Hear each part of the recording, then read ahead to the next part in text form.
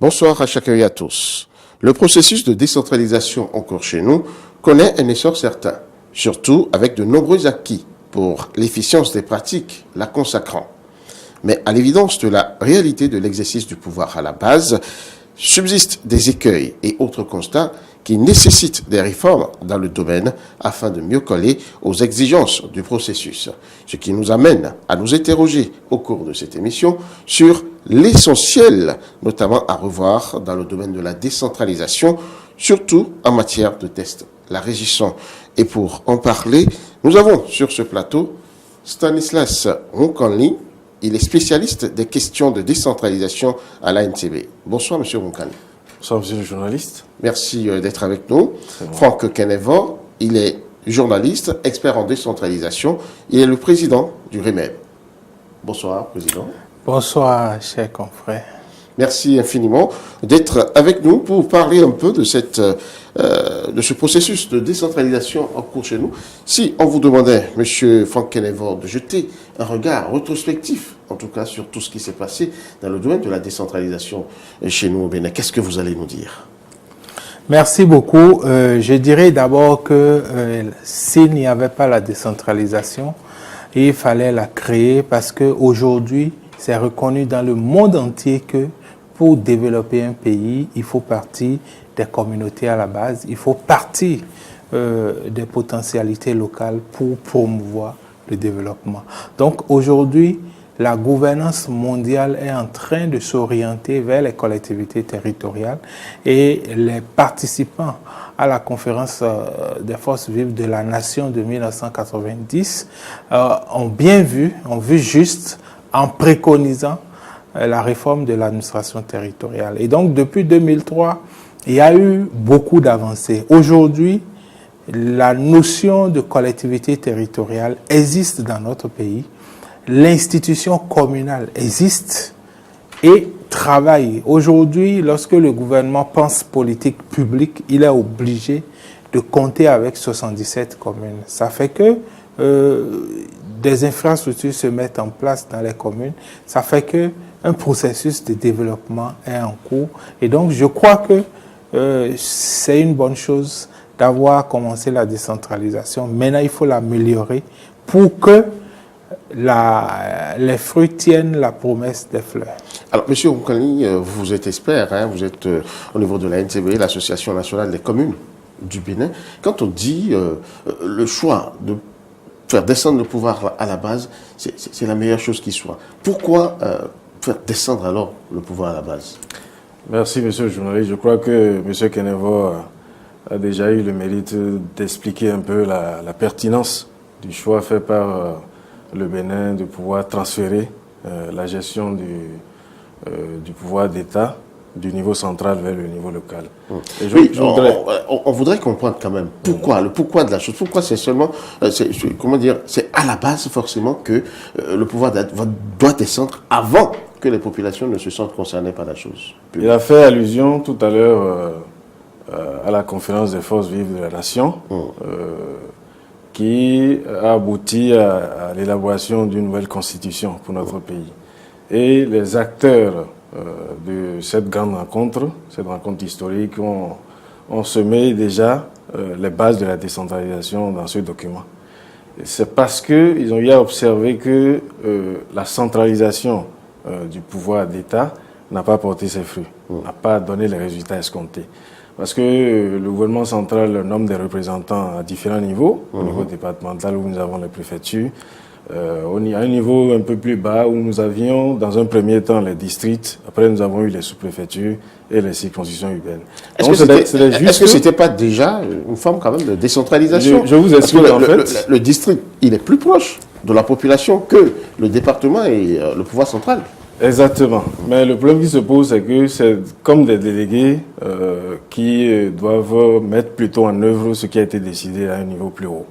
Donc, il n'y a pas de dynamiques qui sont créées à la base. Exactement, au niveau local pour permettre aux populations de pouvoir contribuer au choix des politiques à mettre en œuvre au niveau local. Je voudrais dire que en fait le processus de décentralisation a été très bien pensé dans notre pays et sa mise en œuvre a été professionnelle parce qu'il y a eu des étapes clés que je me permets de rappeler très rapidement. J'ai déjà parlé de la conférence des forces vives des nations qui a permis de doter notre pays d'une nouvelle constitution. Et dans cette constitution, surtout au niveau des articles 150 à 153, qu'on a précisé déjà quelques éléments sur les collectivités territoriales. Ensuite, nous avons eu au milieu des années 90 les états généraux de l'administration territoriale. C'était un grand rendez-vous qui a permis à notre pays de se donner les orientations qu'il faut par rapport à l'opérationnalisation de la décentralisation. Et on a mis en place ensuite un certain nombre d'instruments. Il y a par exemple la maison des collectivités locales qui s'est occupée de tout ce qui est formation, la mise en condition des populations à accueillir un peu cette nouvelle forme de gouvernance. Et il y a eu la mission de la décentralisation qui a fait le gros lot du travail en matière législative. C'est eux qui ont travaillé à préparer les textes de loi qui ont été votés jusqu'à la fin des années 90. Et on a eu les premières élections en 2002-2003, les deuxièmes en 2008 et les troisièmes avec un peu de retard. Cela devrait intervenir en 2013. Mais vous savez qu'il y a eu quelques problèmes et c'est finalement en 2015 que nous avons eu ces élections-là. Donc, de façon résumée, je crois que c'est un jeune processus qui a quand même beaucoup d'acquis. Il y a des réglages à faire, des réajustements à faire pour lui donner un nouveau souffle. Alors, M. Kenevan, voilà donc de bonnes choses, de grands acquis au rôle de cette décentralisation qui a cours quand même depuis 15 ans. Qu'est-ce qui explique alors une nécessité de réforme au niveau de la décentralisation? Oui, vous savez, lorsqu'on parle de décentralisation, on parle d'abord et avant tout du principe de subsidiarité, c'est-à-dire il faut laisser les acteurs concernés par un problème régler ces problèmes-là. Et quand ces problèmes-là vont dépasser ces acteurs maintenant, que le principe de suppléance arrive où l'État, à travers ses services déconcentrés, peut appuyer les collectivités territoriales. Et donc, si vous regardez, la décentralisation devrait permettre à notre pays de renforcer la démocratie à la base. Donc, de faire participer les citoyens à la prise de décision, quelles que soient les décisions. C'est-à-dire, le schéma est tout simple. Lorsque nous avons fait la décentralisation en 2003, nous devrions aboutir à un schéma où tous les citoyens de ce pays, d'abord au niveau de leur quartier de ville et de leur village, commencent par discuter des problèmes de leur localité, commencent par prendre les décisions qui concernent leur localité. Ensuite, ils vont au niveau arrondissement, puis au niveau communal, où tout le monde participe à la prise de décision, à la mise en œuvre et à l'évaluation, ce que nous appelons reddition des comptes. Ça, c'est le premier schéma. Le deuxième point, c'est que parce que nous décidons ensemble, parce que nous avons une vision ensemble, parce que nous planifions les activités ensemble, nous devons arriver à un développement, c'est-à-dire à un mieux-être au niveau de notre communauté. Aujourd'hui, nous avons noté, après 16 ans, parce qu'on est rentré dans la 16e année de décentralisation, après 16 ans de décentralisation, on s'est rendu compte que ce qui était comme enjeu, c'est-à-dire le développement local et la démocratie à la base, sont des objectifs qui n'ont pas été atteints comme cela se devait. Pourquoi? Parce qu'il y avait eu des écueils comme la politisation à outrance de l'administration communale, comme les destitutions de maires, comme le manque d'instruments pour promouvoir la démocratie à la base, etc. Donc, il y a eu un travail qui a été fait lors des différentes évaluations. Je rappelle que la première évaluation de la décentralisation au Bénin, c'était l'évaluation de la période transitoire de 3 ans et elle a été conduite par la Fondation Le Municipal avec l'appui de la coopération danoise. Ensuite, le ministère de la décentralisation a fait une deuxième évaluation. Je crois en ce moment on était dans les 5 ans, 10 ans de décentralisation. Et la dernière évaluation en 2015, toutes ces évaluations reviennent sur la même chose. La décentralisation connaît des écueils qu'il faut lever, qu'il faut corriger pour permettre Stanislas l'a dit tout à l'heure, notre décentralisation a été très bien pensée. Notre décentralisation n'a pas mis en place des institutions complexes, compliquées, régions, départements, collectivités, les arrondissements, collectivités. On n'a pas fait un mélange. On a fait un choix cohérent et lisible. On a 77 communes, on a 12 départements qui sont des circonscriptions administratives et les 77 communes sont des collectivités territoriales qui ont à l'intérieur des organes infracommunaux, donc qui n'ont pas la personnalité juridique ni l'autonomie financière. Et donc, c'est lisible. Mais, dans la mise en œuvre, on s'est rendu compte que les conseillers faisaient chanter les maires. On s'est rendu compte qu'il y a une politisation, même depuis les élections communales, municipales et locales. Est-ce qu'on ne pouvait pas déjà prévoir cette politisation à outrance, vu que ce sont encore les partis politiques qui étaient quand même appelés, en grande majorité à postuler pour ces élections-là? Non, vous savez, au départ, ce n'était pas les partis politiques qui dominaient forcément. Non, il y avait les partis politiques, mais il y avait également des civils. Les indépendants. Mais beaucoup plus les partis politiques. Par la suite, on avait fait leur chose. Ils ont supprimé la participation des indépendants aux élections communales et municipales. Mais ce que je veux dire, c'est que c'est difficile. Lorsque vous élaborez un test, c'est vertueux au début. Mais les hommes qui sont chargés d'appliquer ces tests-là, on dit que celui qui met en œuvre une loi, l'autorité qui met en œuvre une loi, forcément l'interprète quelque part. Donc, on a observé que les politiciens ont commencé par utiliser les collectivités territoriales comme des piédestals, comme des faire-valoir, comme pour récompenser ou pour positionner ceux qui n'ont pas trouvé de place au niveau national. Et donc, il y a eu une politisation, il y a des conseils communaux, municipaux au Bénin où des sessions se tiennent chez le chef du parti majoritaire au conseil. Et donc, il y a eu on a même vu des présidents du parti majoritaire intervenir pour conduire les actes de tel ou tel maire. Ça s'est passé au vu au-dessus de tout le monde. Tout ça là montre qu'il y a des limites par rapport au test. Et si vous allez plus loin, il y a des défis par rapport à la gestion même des compétences des collectivités territoriales, les ressources qu'on doit envoyer. La loi l'a dit, mais il faut préciser ces dispositions et les accompagner d'un mécanisme qui oblige les différents acteurs à pouvoir jouer leur rôle. Donc aujourd'hui, après 15 ans, 16 ans de décentralisation, il est normal qu'on puisse revisiter les tests pour voir qu'est-ce qui a marché, qu'est-ce qui n'a pas marché. On a parlé de la destitution qui est un mécanisme permettant, un mécanisme politique. On va y revenir tout à l'heure, surtout parce que ça a été quand même un élément important dans la gestion décentralisée chez nous aujourd'hui. Alors, M. Onkani, est-ce que vous avez identifié les mêmes écueils que M. Franck Kenevoa, ou bien vous avez d'autres écueils qui également ont fait mal au processus? Non, je crois que M. Kenevoa, qui est un observateur actif du processus depuis son démarrage, maîtrise bien, je crois, tous les contours de la mise en œuvre de cette décentralisation.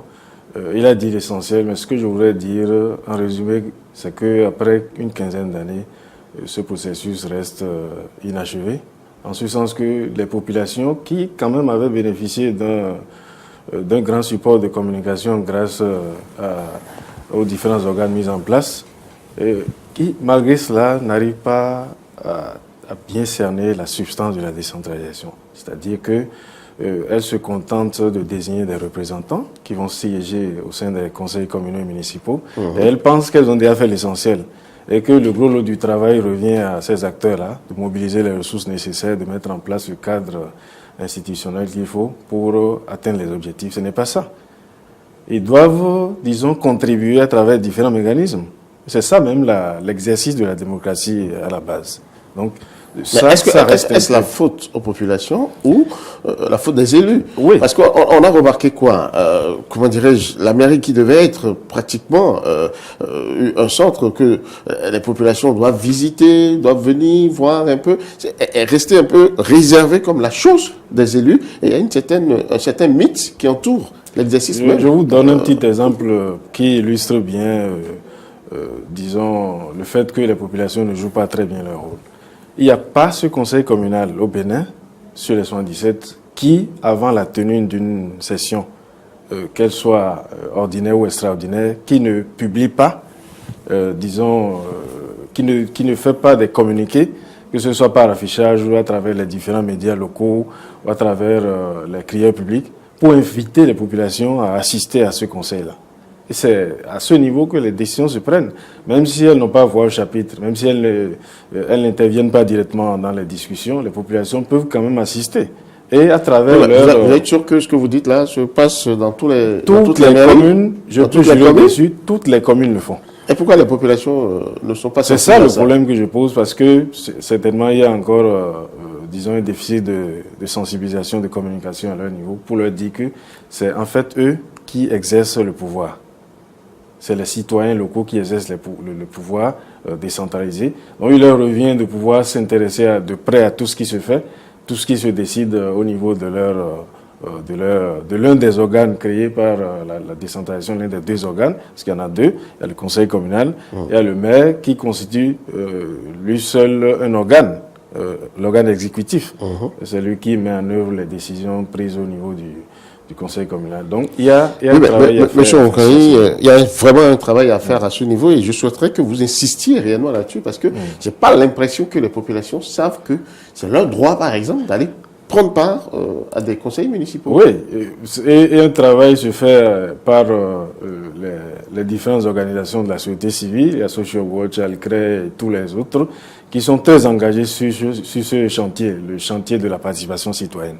Il y a un certain nombre de mécanismes, de dispositifs qui ont été créés au niveau des communes et qui impliquent davantage, qui encouragent, disons, l'implication des populations dans le processus de prise de décision au niveau local. Donc, je crois que c'est un travail qui vient de commencer, qu'il faut encourager, qu'il faut renforcer pour vraiment aider à changer un peu les choses. Alors, s'agissant un peu de la participation toujours, je crois quand même qu'il y a beaucoup d'éléments qu'il faut quand même sortir. Est-ce que la communication fonctionne à ce niveau? Est-ce que vous n'avez pas l'impression que, quelque part, on devrait pouvoir quand même faire une grande place à la communication par rapport à la participation citoyenne? Oui, c'est vrai qu'aujourd'hui, c'est pratiquement le travail réservé à la société civile, les mairies, en dehors des sessions, l'implication est encore un peu faible et la communication qui se fait au niveau des mairies, c'est loin d'être une communication institutionnelle. Ça, c'est un autre volet de la chose, où c'est plutôt le maire qui est mis en avant sur le plan politique. Voilà. C'est pour renforcer sa légitimité politique. Il engage des lieutenants qui ne font que ses éloges quotidiennement, alors que cette communication devait être recentrée autour des tâches de développement, les priorités de développement, les enjeux de développement, pour que les populations sachent à quel niveau elles peuvent intervenir, quelle contribution faire pour pousser un peu le processus. Alors, en tant que technicien, quelle a été la raison fondamentale qui vous a poussé, ou en tout cas qui peut expliquer le fait qu'on ait empêché les candidatures indépendantes, par exemple, aux élections municipales et communales? Après tout, nous parlons d'un mandat électif, d'un mandat politique. Et il n'y a que les partis politiques qui soient légitimes pour, disons, participer à cette compétition-là. Dans une démocratie... D'où vient cette légitimité? Ceux qui ne militent pas dans les partis politiques, ne sont-ils pas béninois? N'ont-ils pas droit aussi à penser à toucher à la chose publique? Non, je suis en partie d'accord avec vous, mais dans le même temps, dans une démocratie, je crois que l'animation de la vie politique est assurée par les partis politiques. C'est des gens qui, en temps normal, ont mis en place des mécanismes pour former, disons, les militants. Et sur tous les aspects de la gestion publique, Et on ne peut pas se lever du jour au lendemain pour dire qu'on veut participer disons, à un cadre de discussion politique que représente le conseil communal si on n'a pas été bien formé à cela. C'est ce qui devrait se faire au sein des partis politiques, mais je n'ai pas la preuve que ça se fait. Mais c'est déjà bien d'imposer ou d'exiger que pour pouvoir accéder à ces responsabilités-là, qui sont après tout des responsabilités politiques, qu'il faut prendre par, disons, des partis politiques. Donc, voilà. Et vous pensez qu'il faille y revenir avant que M. Kenevo ne prenne la parole? Est-ce que vous pensez qu'il faille rétablir un peu les civils dans leur... Non, je crois que l'option la nouvelle option là, je crois que c'est la meilleure. Il faut qu'on continue dans le même sens. C'est votre avis? C'est pour encourager aussi les partis politiques à avoir des bases, à avoir des démembrements au niveau local. Le vœu le plus cher ici, c'est quand même de dépolitiser l'administration locale. Est-ce qu'en continuant de la sorte, on ne fait pas la part belle à la politique, à la politisation à outrance que nous dénonçons? Enfin, moi je crois qu'il faut permettre aux indépendants de pouvoir participer aux élections communales, municipales et locales. Pourquoi? Si vous regardez, toutes les élections sont politiques, sauf les élections communales, municipales et locales. Et vous verrez bien que la Constitution dit que c'est la Cour suprême qui est juge du contentieux de ces élections-là, justement parce que c'est des élections administratives. Ce n'est pas pour faire la politique politicienne comme les députés, comme le président de la République. Deuxièmement, vous savez, le maire, c'est quelqu'un qui coordonne le développement local, le développement de la commune. Et donc, il ne doit pas exclure des gens, on ne doit pas exclure des gens qui veulent participer au développement de leur localité, mais qui ne se retrouvent pas dans les différents blocs politiques qui existent. On peut vouloir s'engager pour le développement de sa commune et ne pas vouloir être dans le système partisan. C'est connu, même la tendance aujourd'hui à l'échelle du monde, c'est de permettre même aux étrangers de pouvoir participer aux élections locales. Si vous allez dans l'Union européenne, l'orientation, c'est de permettre aux étrangers qui vivent dans les communes, différentes collectivités territoriales, de participer à l'élection. Pourquoi? Parce que là, ce n'est pas la politique politicienne, mais c'est justement mettre tout le monde ensemble pour le développement. Et c'est pour ça que moi, je suis convaincu que la dernière fois, il y a 5 ans, en Côte d'Ivoire, c'est les indépendants qui sont arrivés en tête. Lorsque les citoyens ne se retrouvent pas dans la classe politique existante, c'est normal qu'on leur permette de se retourner vers les personnalités fortes qui veulent œuvrer pour le développement. Prenez la France aujourd'hui. Toutes les revendications au niveau des gilets jaunes et autres, là, c'est dans les communes qu'on essaye de leur apporter des réponses. Et donc, les débats citoyens. Si vous prenez les quelques 200 pays qui existent au monde, vous n'allez pas voir 10. À l'échelle du monde, vous n'allez pas voir plus de 10 où on a interdit la candidature des indépendants pour les élections locales. On parle des élections locales. Je comprends que l'animation de la vie politique soit réservée aux partis politiques. Mais ici, est-ce qu'on parle de politique politicienne? On parle de développement.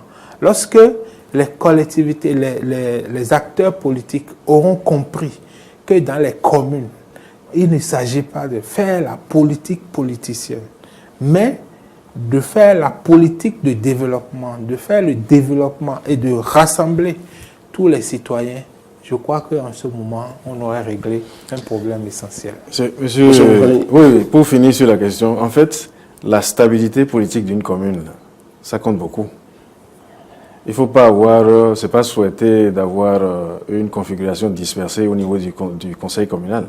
Lorsque vous avez plusieurs tendances avec beaucoup d'indépendants, la prise de décision va être très compliquée. Et c'est d'ailleurs pour ça que dans les nouvelles propositions, on va y arriver tout à l'heure, il faut faire en sorte que le maire ait une majorité confortable, une majorité politique, qu'on le veuille ou non. Les indépendants sont très jaloux de leur liberté et vont pouvoir, disons, peser dans un sens comme dans l'autre dans la prise de décision. Et ça risque de faire tanguer la BAC communale lorsqu'on veut décider du sort de toute une population. Nous encourageons la représentation de toutes les tendances au niveau du conseil communal, mais il faut que ça soit à travers les partis politiques. Si on encourage, même l'actualité nous impose de lire qu'on veut qu'il y ait de fortes majorités, que ce soit au niveau national ou au niveau local. Donc ça permet de stabiliser un peu le fonctionnement des différents organes que nous avons. Est-ce que ça ne va pas ouvrir d'autres champs? Parce qu'il y aura forcément un risque d'exclusion d'une partie ou d'une autre. Moi, je me pose juste une petite question. Et si on faisait l'expérimentation que des civils à ce niveau? En tout cas, on va y revenir certainement. Vous parliez tantôt, Fonkenevo, des procédures de révocation, des procédures de destitution des maires. Également, à ce niveau, la décentralisation a payé un lourd tribut. Effectivement, c'est-à-dire, ne nous leurrons pas, le mécanisme de contrôle du Conseil sur le maire a été galvaudé. La destitution a été galvaudée. Bon, la révocation, on n'a connu que 2 cas depuis 2003, mais la destitution, je crois qu'on a dépassé la vingtaine, la trentaine depuis 2003. Et donc, il faut revenir aux fondamentaux. Pourquoi on a mis un mécanisme de destitution? Pour protéger la responsabilité du maire devant le conseil communal. Vous savez, le maire aujourd'hui est élu en tant que conseiller par la population et c'est le conseil communal ou municipal qui choisit le maire. Donc le maire n'est pas élu au suffrage universel direct. Il faut qu'il soit redevable devant le conseil communal, ensuite devant la population. Donc il faut revoir ce mécanisme-là en expliquant ce qu'on appelle désaccord grave. La loi parle de désaccord grave sans donner un contenu à cela. Il faut donner un contenu à la notion de désaccord grave. Parce que si on parle de désaccord, c'est qu'il y a eu un accord à un moment donné. Et on ne s'entend plus. Moi, je pense qu'il faut imposer à tous les candidats au poste de maire de mettre sur la table leur programme de gestion de la ville, ce qu'on appelle contrat de ville. Il faut qu'ils proposent ça et c'est sur cette base qu'on pourra parler de désaccord ou d'accord. Deuxièmement, on parle de crise de confiance. La crise de confiance, ce n'est pas lié à la politique, mais c'est lié à la personne du maire. Ça veut dire qu'à un moment donné, il y a eu des événements antérieurs ou en cours qui amènent le conseil à dire « je ne fais plus confiance à cette personne-là ».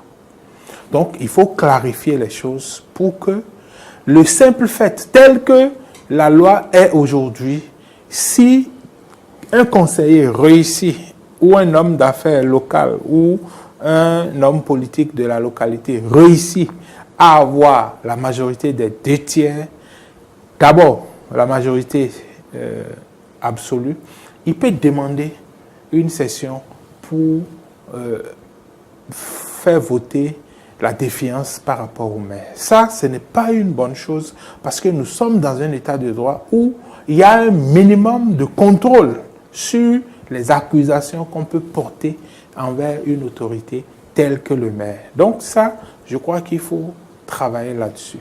Deuxièmement, on a parlé de révocation.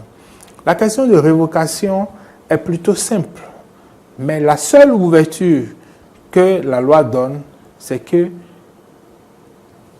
après avoir cité 4 chefs d'accusation possibles, griffe ici, la loi ajoute tout manquement aux règles déontologiques. Ça là, je crois que ce n'est pas du tout précis parce qu'il y a des règles déontologiques tout gestionnaire d'une administration, tout patron d'une administration, il lui arrive un temps ou un autre de manquer aux règles d'éthique et de déontologie. Ça peut arriver.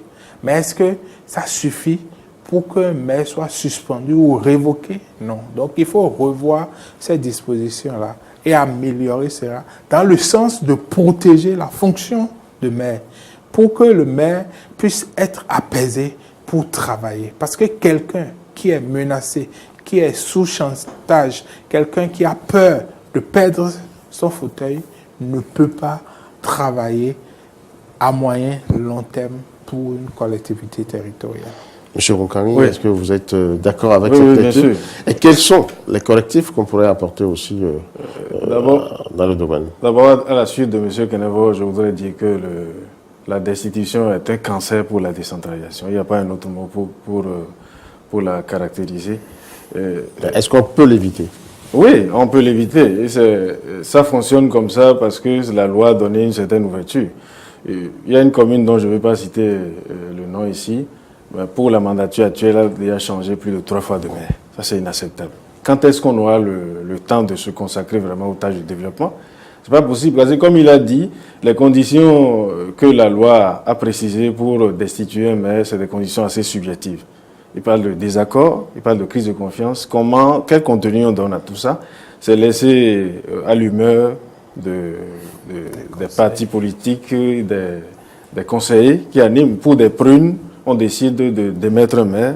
En cas de mauvaise gestion. Oui, au moins pour la révocation, je crois que c'est plus ou moins acceptable. On a listé un certain nombre de conditions, de raisons qui amènent, in fine, le président de la République à prendre un décret pour, si le processus aboutit, pour, disons, révoquer un maire. Ça, c'est bien précis. S'il y a mauvaise gestion, d'accord, il y a des conditions qu'il faut pour pouvoir déposer le maire. Maintenant, ce que l'ANCB a proposé, par exemple, pour éviter ces destitutions fantaisistes, c'est déjà à la base le mode de désignation du maire. Aujourd'hui, ça va changer. Aujourd'hui, un maire qui est désigné par la majorité des conseillers est laissé au caprice de cette majorité-là et pour des raisons, même s'il ne donne pas bien à manger, excusez-moi, je suis sur une chaîne de télévision, mais je parle comme ça, s'il n'a pas le sens du partage du gâteau commun, il est très fragile sur le plan politique. Donc ce que nous proposons, c'est déjà à la base que le maire soit désigné directement par les populations. Ça veut dire quoi? Ce sera un scrutin de l'X. Il sera élu au suffrage universel direct. Le parti politique qui le porte le positionne en première position, en tout cas en tête de liste. Et dès que cette liste la remporte, il devient le maire. Ça veut dire qu'il est élu par l'ensemble des populations de la commune. Actuellement, comment vous appelez ça? Le mode de scrutin? Pas le mode. La circonscription électorale au niveau de la commune, c'est l'arrondissement. Le maire est élu au niveau de l'arrondissement. Mais désormais, s'il doit être élu au suffrage universel direct, ça va être toute la commune. Donc, il est obligé de parcourir toute la commune avec ses autres collègues. C'est une élection présidentielle à la base. Exactement. Là, ça lui donne plus de légitimité et il pourra plus être destitué. Et à partir de cet instant, les conseillers et les autres chefs d'arrondissement, comment ça va se passer? Oui, il vient avec son gouvernement ou bien on élit toujours Il vient pas, on va désigner les autres selon le mécanisme actuel. C'est pour le maire seul qui va changer un peu en réalité. Pour les autres, ça va être désigné à la majorité simple des conseillers. Mais quelle est la différence? L'intérêt ici, parce que l'intérêt, c'est que le maire bénéficie d'une certaine stabilité politique au niveau de son conseil. Pour des raisons fallacieuses qu'on le dépose, qu'il soit destitué là. On n'en veut plus. Donc désormais, c'est les populations qui vont désigner directement le maire. Et il tient sa légitimité de ces populations. Mais les conseillers qui siègent au sein du conseil, ils peuvent approuver les choses. Je n'avais pas fini en fait. Oui. Et il y a quelques conditions qu'on mettra en place, mais pas pour, disons, permettre à ces conseillers-là de destituer le maire, mais que si le maire lui-même se rend compte qu'il n'a plus le soutien de ses collègues, du conseil communal, que l'atmosphère est si viciée qu'il ne peut plus travailler avec eux, la loi lui demande de déposer, s'il a encore une petite dignité en lui, de déposer sa démission. Et s'il n'en avait plus? Et s'il n'en avait pas, il reste là jusqu'à la fin du mandat. Bon. Vraiment, voilà un schéma. Est-ce qu'il est vraiment adapté à nos besoins ici? Moi, il faut dire que le diagnostic, je fais le même diagnostic que la NCB. Je fais le même diagnostic que M. Ronkanri, c'est-à-dire la destitution a été totalement galvaudée et qu'il faut apporter des solutions. Maintenant, mon inquiétude, c'est que lorsque le maire est élu au suffrage universel direct, il n'est plus responsable devant le conseil communal ou municipal. Alors, or, nous avons dit tantôt, et c'est M. Ronkanri qui le disait, le maire est l'organe exécutif et le conseil communal ou municipal est l'organe de décision, de délibération. Alors, à partir de ce moment, comment est-ce que la cohabitation va se passer? Lorsque ceux qui décident ne seront plus en phase avec celui qui exécute, voilà qu'ils n'ont plus de moyens pour interagir sur sa personne. Et deuxièmement, dans notre pays, on n'a pas la culture de la démission. Donc, il y aura un blocage tel que nous l'observons à Lokossa depuis 2 ans et dans une autre commune du Nord, Waké ou quelque part. Donc, il faudrait, et ça c'est le premier point. Le deuxième point, c'est que si vous faites une élection où la circonscription électorale est la commune, il y a de fortes chances que des arrondissements ne soient pas représentés au conseil communal ou municipal. Ça, c'est la deuxième chose.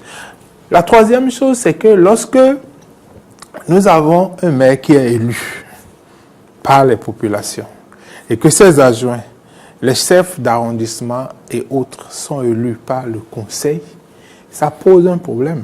À Londres, les gens élisent un maire au suffrage universel direct et il forme son équipe. Et donc, à partir de ce moment, on sait que la direction de la commune, de la ville, est entre les mains d'une équipe homogène. Donc, ici, il faudrait qu'on pousse la réflexion pour trouver une formule capable de protéger le maire, mais aussi de conserver le conseil communal dans la plénitude de ses attributions, de sorte qu'il y ait contrôle mutuel entre les deux. Moi, je crois que élire un maire va accentuer ce que les conseillers dénoncent de façon abusive pour le moment comme gestion solitaire.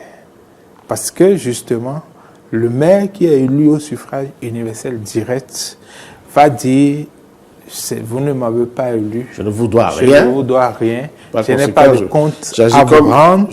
Or, la population étant anonyme, il rencontre réellement à qui. Donc, il y a l'idée de la NCB que je comprends bien, c'est de protéger le maire des chantages qui viennent des conseillers communaux et municipaux ou municipaux. C'est de faire en sorte que le maire soit dans les conditions pour travailler réellement au développement de la commune. Mais est-ce que c'est la bonne méthode? Parce que nous sommes dans un pays en transition démocratique où les gens n'ont pas, nous n'avons pas, ce n'est pas les gens, c'est nous tous, nous n'avons pas un niveau de culture démocratique bien élevé. Et donc, je souhaite que la réflexion soit poursuivie pour trouver des mécanismes permettant au conseil communal de toujours avoir un droit de regard sur la gestion du maire. Oui, Monsieur Dagba, je suis conscient que cette proposition-là comporte quelques faiblesses, mais on a mis quand même des garde-fous. Le maire ne sera pas destitué par ses pairs, mais il y a toujours la procédure de révocation qui est là. Seulement qu'à ce niveau, on a proposé quelques réaménagements. Que l'autorité judiciaire intervienne et que ce soit elle qui établisse les preuves de la mauvaise gestion. Parce que lorsque vous êtes maire et que vous ne parlez pas le même langage avec le pouvoir en place, il peut décider je ne sais pas si ça a été le cas des 2 révocations que nous avons eues, ce pouvoir peut développer quand même des stratagèmes pour vous démettre, pour vous révoquer. Donc pour ça, nous avons dit, il faut que la faute grave soit établie par une autorité judiciaire et que ce soit à partir de là que la procédure, la faute lourde, que ce soit à partir de là que la procédure de révocation soit enclenchée. Et à partir de cet instant, je crois qu'on pourra prendre tout ceci en compte. Hein. Et ça sera en violation une harmonisation des choses. Du principe de séparation des pouvoirs. Pourquoi? Parce que lorsque le préfet, le gouvernement veulent révoquer un maire, le pouvoir judiciaire ne peut pas intervenir jusqu'à a posteriori. Le pouvoir judiciaire peut intervenir. Attendez, le pouvoir judiciaire ne peut pas intervenir a priori, mais n'intervient qu'à posteriori en cas de saisine. C'est une question administrative, n'est-ce pas?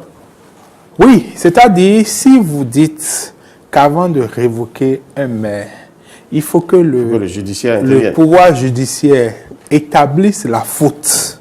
Ça veut dire que vous privez l'autorité de tutelle des mesures conservatoires pour protéger l'administration communale des dérives possibles d'un homme qui la dirige. Et donc, moi je crois que dans l'énumération des faits, on a parlé de faux en écriture, emprunt sur les ressources de la commune, utilisation des ressources de la commune à des fins personnelles,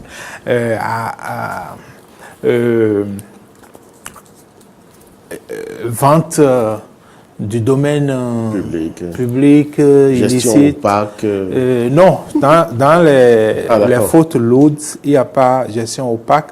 Et à la fin, on parle de manquement aux règles déontologiques. Si je me souviens bien, il faut préciser ce qu'on appelle emprunt sur les ressources de la commune, utilisation des ressources de la commune à des fins personnelles, aliénation du domaine, abusive du domaine public. Il faut préciser tout cela.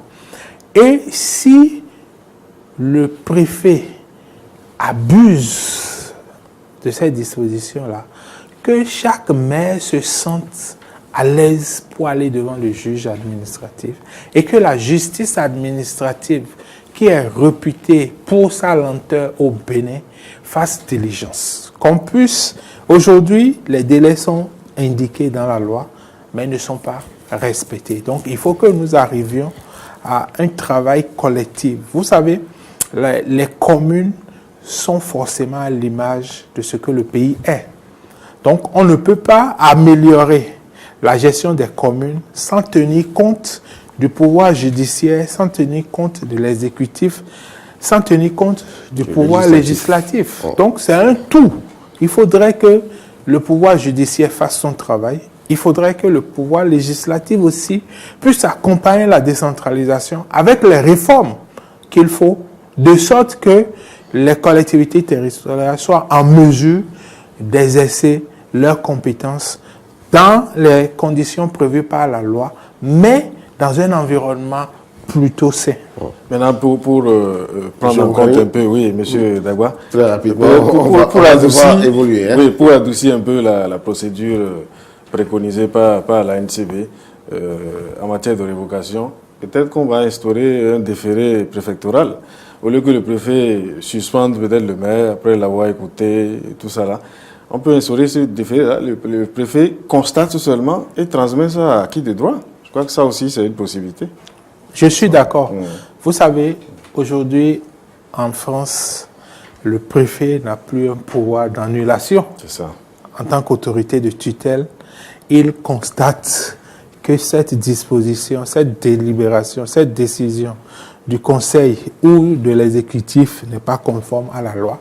Il défait ça devant le juge administratif. Et c'est le juge qui peut annuler ou pas. Mais au Bénin, le préfet a toujours le pouvoir d'annuler. Et donc, c'est lié à notre niveau d'apprentissage de la démocratie et de la gouvernance locale. Et donc, il faut trouver... Moi, je suis totalement d'accord avec l'ANCB pour le diagnostic. Je suis totalement d'accord qu'il faut renforcer le maire. Vous savez, il y a des pays où vous regardez l'hôtel de ville, vous regardez tout ce qui entoure le maire, il n'a rien à envier à un président de la République. Et mon souhait est que nous ayons des maires forts de cette manière, parce que lorsque... Oui, mais à ce niveau-là, est-ce qu'un maire fort, au pouvoir renforcé, tel que vous le voulez, sera-t-il toujours à l'avantage des populations? Fera-t-il ce qu'il faut en direction des populations? Vous savez, est-ce qu'on ne peut pas craindre un certain, comment dirais-je... Lorsque vous êtes rédacteur en chef de votre radio et que vous avez tout le temps peur de votre directrice, de votre directeur, vous ne pouvez pas prendre des initiatives, vous ne pouvez pas appeler un collaborateur et lui donner des missions, sanctionner lorsque ce n'est pas bien fait. Vous ne pouvez pas développer votre radio. C'est la même chose pour un maire. Lorsque le maire est au milieu des tiraillements politiques, des tiraillements financiers, des tiraillements économiques, lorsque le maire a peur de perdre son fauteuil, lorsque tel conseiller arrive, c'est pour dire, si le marché là, tu ne donnes pas ça à l'entreprise que je parraine, s'il y a une motion de destitution, je signe, etc., etc. Cette personne ne peut pas travailler, mais elle va passer tout son temps à chercher à sauver son fauteuil. Donc, il faut donner assez de pouvoir au maire. Il faut encadrer. Regardez, le maire aujourd'hui, c'est le poste le plus surveillé de la République. Si vous êtes maire, c'est que vous avez un conseil qui vous contrôle là. Vous avez un préfet, autorité de tutelle, qui vous contrôle. Vous avez la cour, la chambre des comptes qui contrôle votre gestion. Vous avez les juges qui peuvent contrôler votre gestion. Vous avez le gouvernement qui peut envoyer des audits. Le gouvernement envoie, les partenaires envoient. Est-ce que vous connaissez un poste aujourd'hui au Bénin où le titulaire est plus autant surveillé qu'un maire? Il n'y en a pas. Donc, je crois que nous avons fait 16 ans avec une pression exagérée sur les maires. Il faut maintenant lever ces pressions-là. Il faut travailler à ce que ceux qui sont candidats à ce poste soient des gens valeureux. Il n'y en a que 77 dans notre pays et je crois que les partis politiques peuvent faire l'effort de proposer à la tête de chacune de ces communes des gens capables, des gens qui sont en mesure. Et ça, c'est un défi aussi que la loi doit corriger. On peut savoir lire, écrire, être conseiller. Encore que là, il y a des problèmes qu'on constate sur le terrain. Parce que lorsque le maire veut mettre en œuvre une politique et appelle les conseillers communaux et locaux, si vous ne savez pas lire et comprendre le français, c'est difficile. Mais pour le maire, ne serait-ce que pour le maire, il faut relever le niveau pour au moins le bac. Au moins le bac. Pourquoi? Parce que le maire est le chef d'une administration qui est conduite en langue française dans notre pays. Donc, il faut travailler à ce que ces petits problèmes-là soient réglés et que le maire soit à l'aise. Pourquoi le président de la République, il est élu pour 5 ans? Il sait qu'il gère mal ou pas, il a 5 ans. À part les quelques cas d'impeachment, de révocation qui peuvent venir sur des faits listés dans la Constitution. Les députés, ils sont élus pour 4 ans, imperturbables. Donc, il faut permettre au maire d'exercer son mandat dans la quiétude. Monsieur Monconi, nous allons essayer de tirer les conclusions de cette émission et déjà nous dire un peu où en est-on pour le processus qui a démarré. Je veux parler des réformes au niveau de la décentralisation. À quel niveau sommes-nous aujourd'hui? Avant ça, il y a plusieurs autres aspects très importants. Je crois que malheureusement, le temps ne suit pas. Sinon, par rapport aux compétences, par exemple, c'est très important. Les compétences attribuées aux communes avec l'avènement de la décentralisation. Malheureusement, notre pays a fait le choix, je ne sais pas si c'est une bonne chose ou bien si c'est mauvais, d'y aller avec toutes les compétences en même temps. Sinon, il y a certains pays comme le Burkina et d'autres qui ont fait l'option de transfert par bloc de compétences. On peut décider dans un premier temps de transférer les compétences dans le domaine de l'éducation, voir un peu quels sont les efforts que les communes ont pu faire et passer à un autre secteur. Ce n'est pas le cas, mais comme on l'a fait cette option, il faut pouvoir aller au-delà, parce que dans les domaines de l'éducation et de la santé aujourd'hui, c'est des compétences, des matières de compétences un peu limitées qu'on a accordées aux communes, qui ne doivent pas aller au-delà de la construction, de l'entretien et de l'équipement des infrastructures. Des compétences limitées ensemble. Très limitées.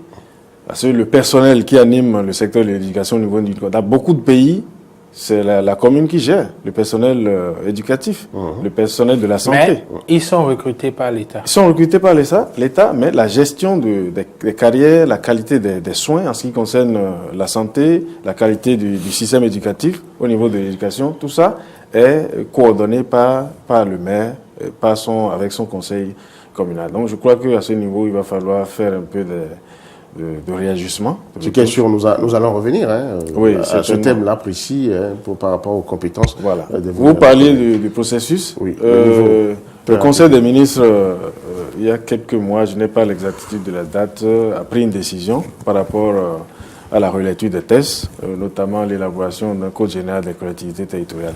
Mais l'ANCB et les communes n'ont pas attendu cette décision. L'ANCB s'est mobilisée et a parcouru les 77 communes du Bénin pour recueillir, disons, les observations des acteurs communaux, les vrais praticiens des tests de loi sur la décentralisation, leurs observations et leurs propositions. Et tout ça a été mis dans un document qui a été édité. Le document est disponible. C'est prévu, disons, un certain nombre de rencontres pour présenter le document aux acteurs en charge du processus de relecture. En gros, ça prendra combien de temps ? Ce processus est piloté par le ministère. Ça ne dépend pas de nous, en fait. C'est piloté par le ministère en charge de la décentralisation, qui est en train de jouer encore les préliminaires là-dessus, de mobiliser les acteurs qui vont pouvoir animer le processus. Donc, nous attendons toujours. Sinon, c'est espérer que cette loi-là, la nouvelle loi, le code, j'allais dire, soit disponible pour les élections de l'année prochaine. Parce qu'en 2020, nous allons renouveler pour la 4e fois les différents conseils communaux et municipaux de notre pays. Alors, Franck Kenevan, nous sommes à la fin de cette émission. Conclusion retenir à la sortie? Non, je crois que nous avons au départ un bon dispositif de décentralisation. Il faut maintenant très rapidement améliorer les tests et aller, comme l'a dit M. Ronkani, au Code général des collectivités territoriales pour que dans un seul document, on puisse avoir l'ensemble des dispositions. Il y a beaucoup de choses qu'il faut améliorer.